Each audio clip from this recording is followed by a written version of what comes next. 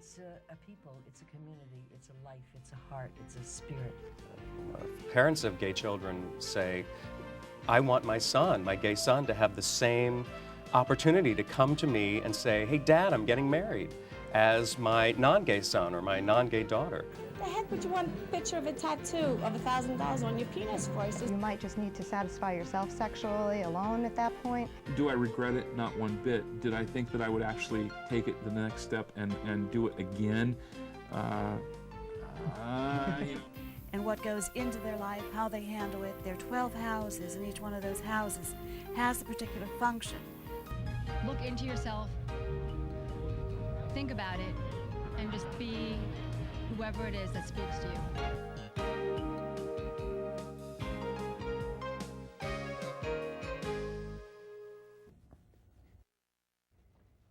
Hi, welcome to Talking About. I'm John Griffith.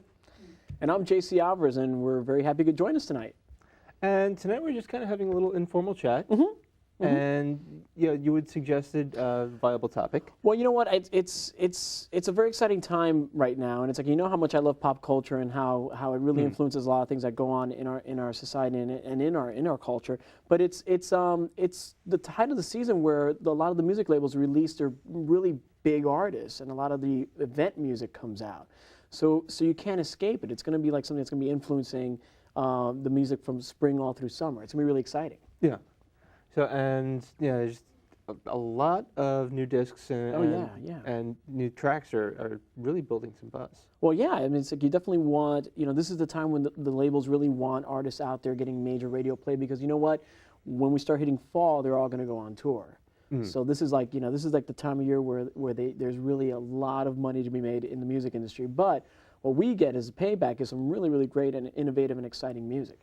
Okay, and you brought a couple of discs. Well, I did because, we can't talk about event music without talking about some event artists that are releasing. And I have been lucky enough to get my hands on an advanced copy of Madonna's new CD, which is called Hard Candy.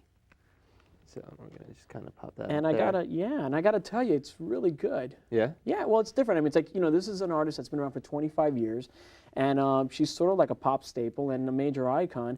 And you kind of like always wait for her to do something different and be innovative. And you know what? She doesn't disappoint. Yeah. Well, I mean, that's been the whole thing through her entire career. She's always worked with the newest producers, the top artists of the time, throughout the entire time. Right. So, and some of the folks working on this disc are? Well, it's really amazing because it's like her last disc was dance music, and you think she'd do something completely different. But she decided to work with Justin Timberlake, Timbaland, and Pharrell Williams of the Neptunes.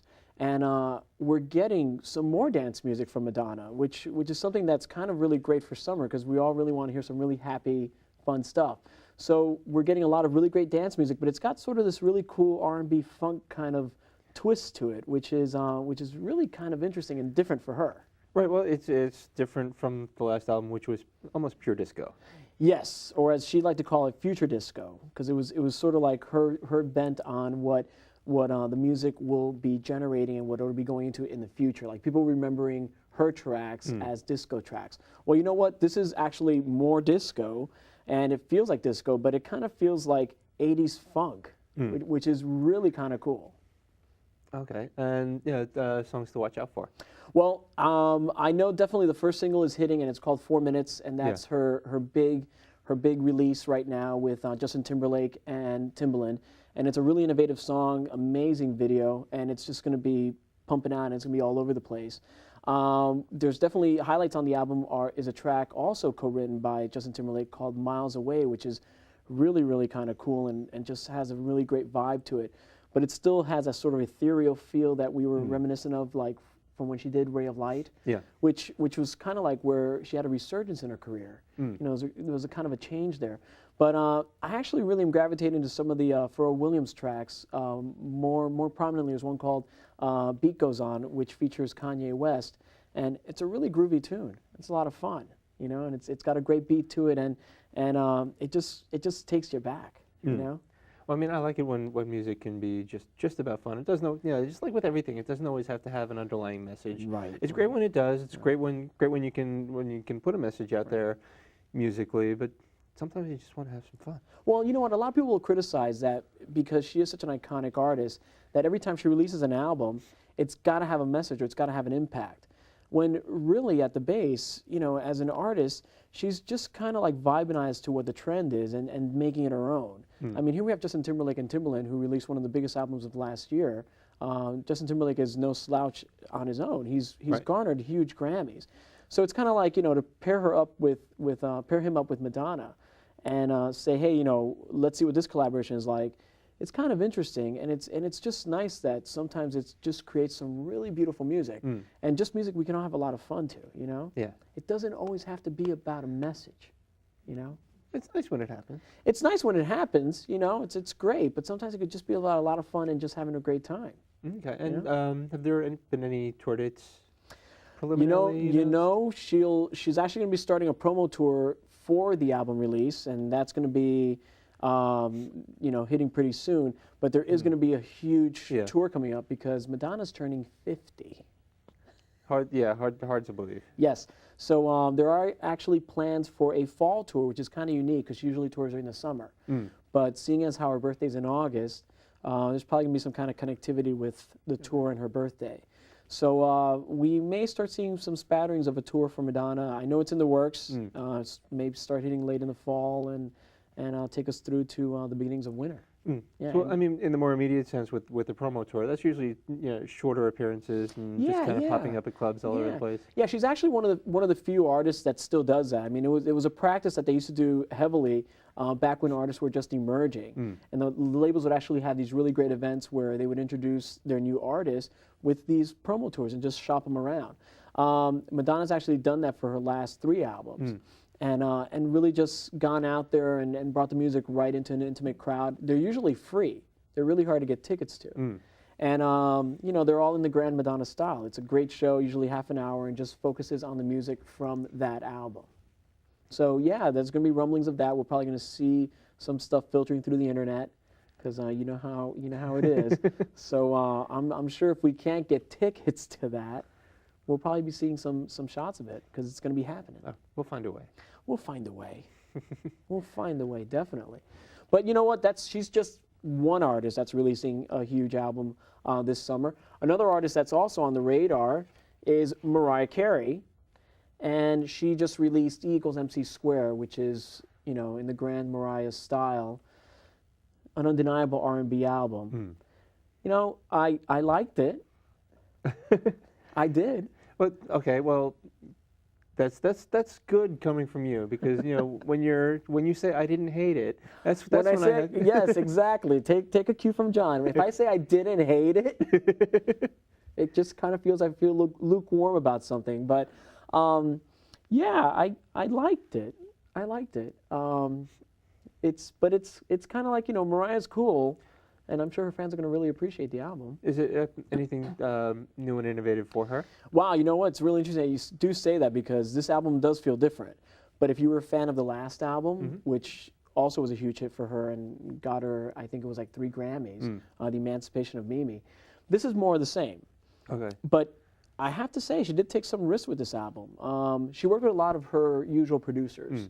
But there's different sounds on it. She actually even does sort of like a reggae track, which is kind of cool. Okay. And she really went in and kind of like bared down the production of it. So you just hear a lot of instrumentation. She's singing a lot more. Her ballads are a lot stronger, and they're less produced. So this album does feel a little more organic. Okay. But it's Mariah Carey. Right. So you can strip it down so much, but she's still there. Yeah, which is fine. It's all about the stripping being the word that we don't exactly want to associate with Mariah Carey, but you know, there's usually a lot of touching her body and stripping going on with Mariah. Yeah, and through her career, she's been through some serious ups and downs. And you know what? It's interesting that we talk about when music can just be a lot of fun. There's some really deep songs on this album that kind of touch on maybe some events in her past that are, you know, we don't really know a lot or haven't gone into her the way a lot of artists are sort of like exploited. But there are some songs in here that are really kind of in depth and very personal. There's a particular song that really is kind of interesting because it kind of like evokes a message that maybe her marriage may not have been so you know, without its turbulence. which we don't really know a lot about that. 'Cause Yeah. It's a very personal song. But she has commented in the press that the song is about just women who find themselves in marriages that they can't get out of. It's not necessarily speaking about herself. Right, but yeah, sort of a distorted reflection, perhaps. Yeah, it could be. But she also does have a lot of great love ballads, which we're accustomed to hearing from Mariah. And hey, she's got the vocals. Why not do it? Yeah. But there's a lot of really, really fun music on here that Mariah's famous for remixing her stuff. Okay. So we're going to be hearing this stuff all through summer, and I'm sure it's going to be a huge hit for her. So any other standout tracks? Well, Touch My Body is the first single off of the track, and Bye Bye is the second single. And Jay-Z, who just recently got married to Beyonce, did a remix of that song, Bye Bye, which is hitting the radio. It's not on the album, but you can actually find it somewhere. I don't know if you can even download that track. But it's a really cool track. It's a lot of fun, and it just has a really great vibe to it, even though it's talking about getting over a jilted lover, But as far as standouts, yeah, my favorite track on the album is I'm That Chick, which is kind of cool track. Theme song? No, not my theme song, but I can relate. It's just a great song. And I'm looking forward to hearing it, played out and hearing it on the radio because it has a really great summer feel to it. Okay. And it reminds you of a summer day in the city, the fire hydrant's open, water's going everywhere, and you're just sitting on your stoop. And I really like that about music. I like when a song can evoke that kind of memory, because we've all been there. Right. So it's it has that great summer feel to it. And I swear, if she bites that idea for the video, I'm coming to get her, because that's a really good idea for the video, But those are some standout tracks that I like off of the album. Yeah, I mean, it's great when you can find that personal identification with an artist or a song. And well, that's what it's all about. That's what sells records. So. That's what sells records, and it's when you have an artist who has had a career longevity like Madonna's or Mariah Carey, and they keep doing that, and then in the press they're branded as untalented. I kind of question that. I kind of wonder, well, they have this longevity.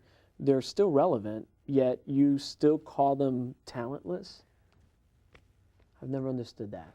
Yeah, I think, well, they have the sales figures and the profits to prove otherwise. Well, yeah. If there wasn't some kind of base or if there wasn't some kind of charm at the very least, they wouldn't be selling. Absolutely, and it's kind of funny because historically over the last 3 Madonna albums, they didn't sell nearly as well as Mariah Carey's albums. I mean, they really are night and day when it comes to record sales. Mariah Carey's off the charts, but then there's the tour.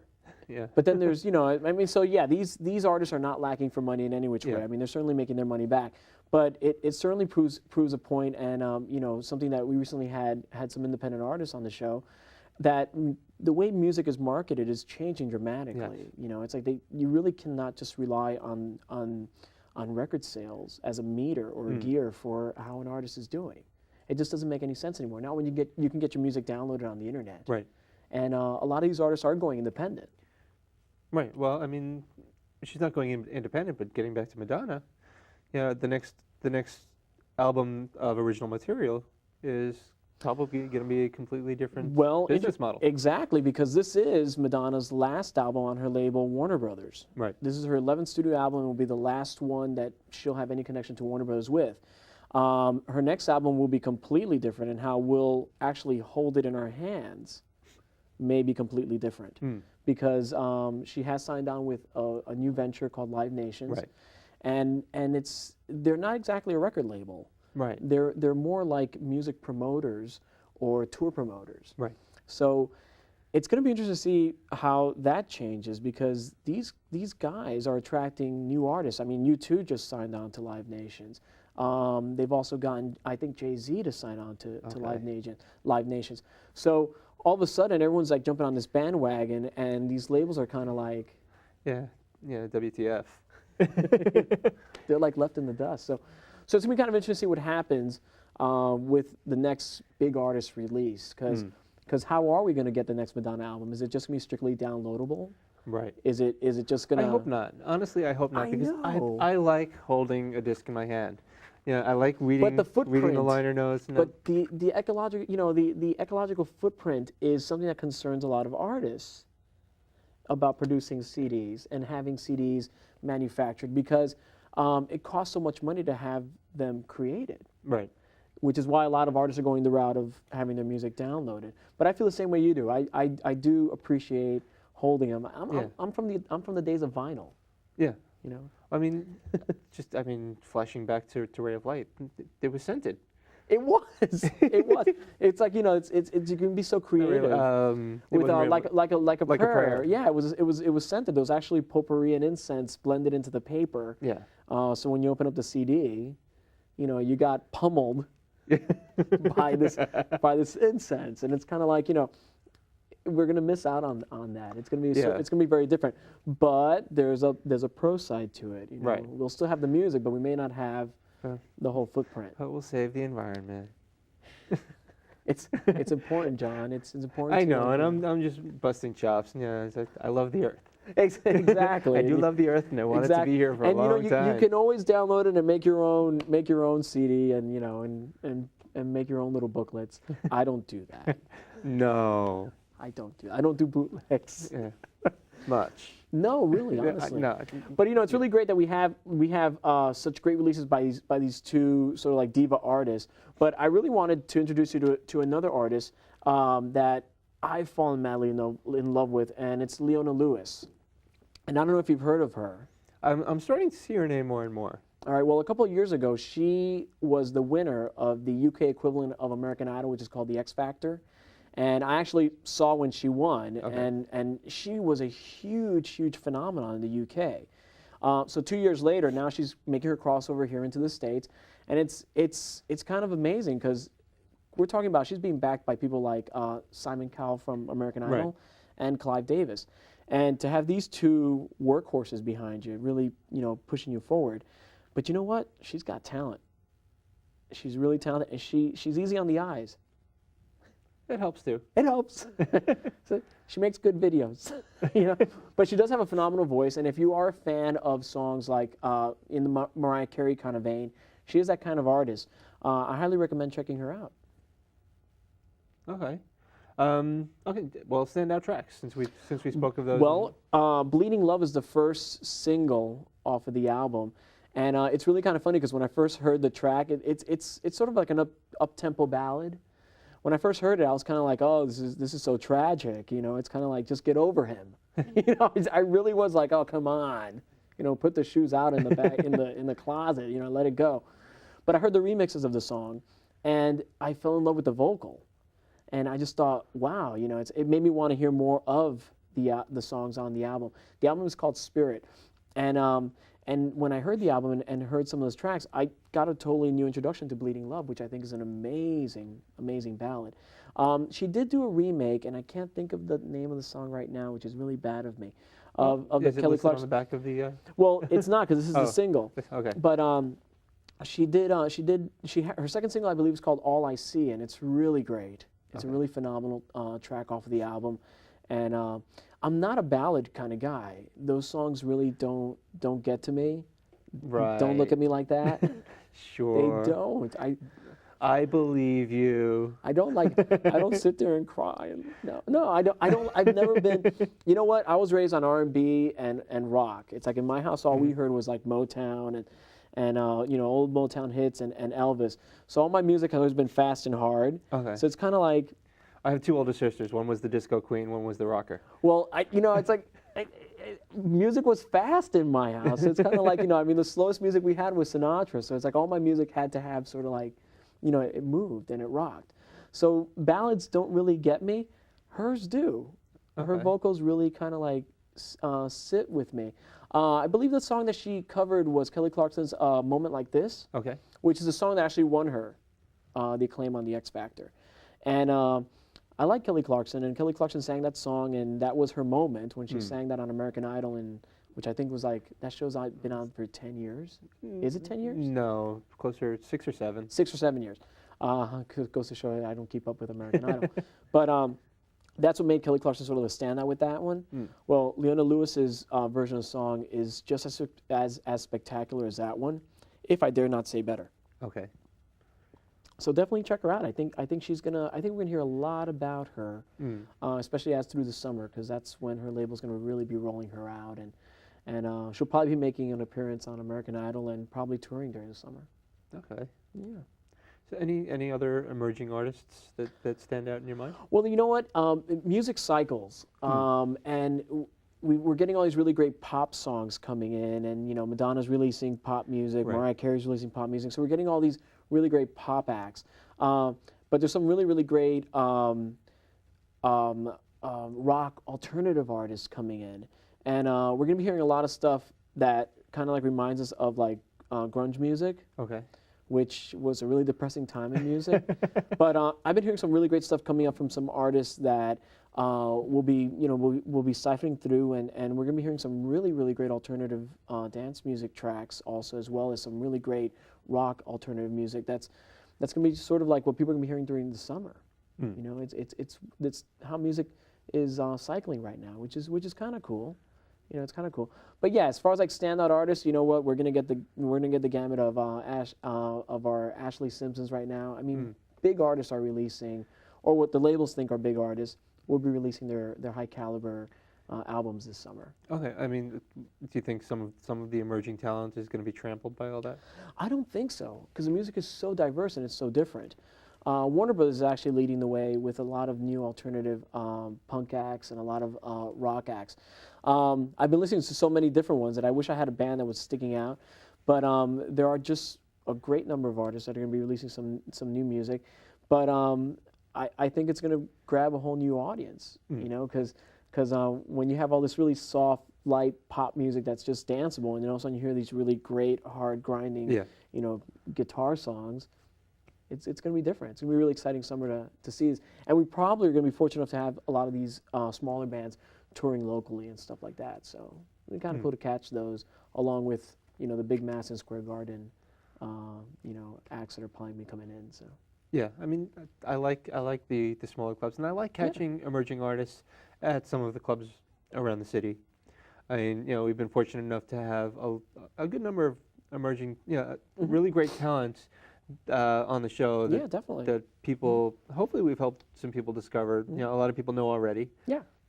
And, yeah, there's always an open seat for some great talent on the show. Oh, absolutely. Absolutely. We encourage it because it's like, you know, we like to introduce those kinds of talents to a broader audience. And really, it's exciting to see an artist at that point, you know, kind of like when they're kind of, you know, really breaking into the mainstream. It's an exciting time. You know, it's an exciting time to see that. You know, we recently had Brian Kent and Ari Gold on the show, and they've been doing small tours locally, and you know, to see them having had the opportunity to interview them here, and then see them on stage, it's a very different animal. Yeah, I mean, just, phenomenal talent, and and you can see, not specifically them, but you can see sometimes where the studio and the live experience are completely different, and just these people just draw you in. Yeah, absolutely, and I think that's the mark of a really great artist. I mean, if they're not a solid performer, it's going to read, which is what worries me about American Idol.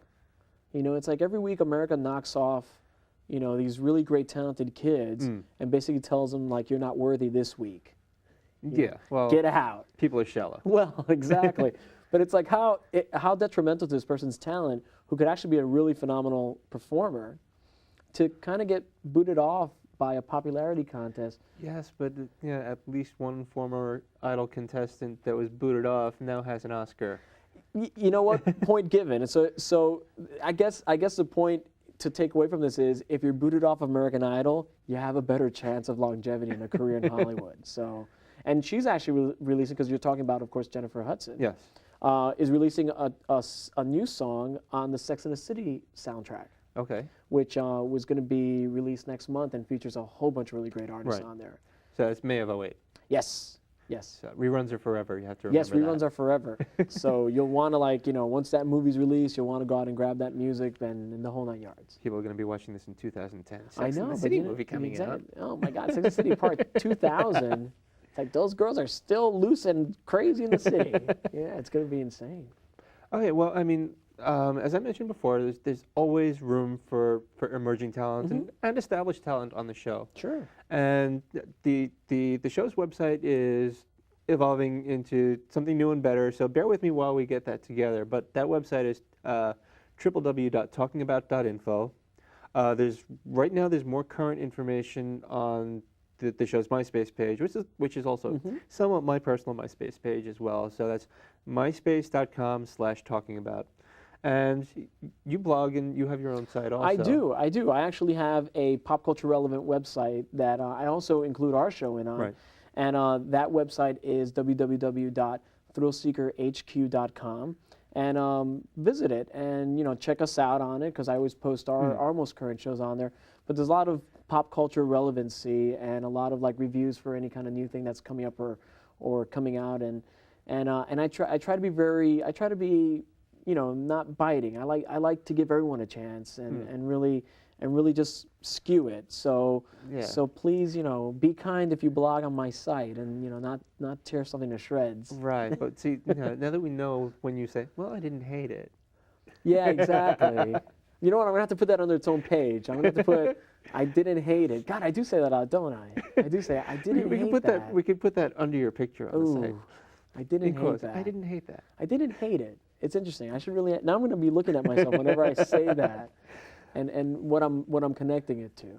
Okay, so your site again is www.thrillseekerhq.com. Okay, and for the show, the best bet right now is the MySpace page, which is myspace.com/talkingabout.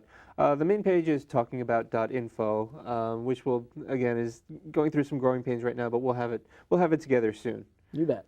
And I do want to thank you for this. Oh no, thank you. It's really fun just to sit here with you. And just again. Well, it's not as if we don't do this all the time. This is true, and I want to got to thank the audience for joining us. Yes, please. Without Absolutely. you, keep watching. Look for us online, and we'll see you again soon. Yeah, we'll be back. Take it. Quick and painless.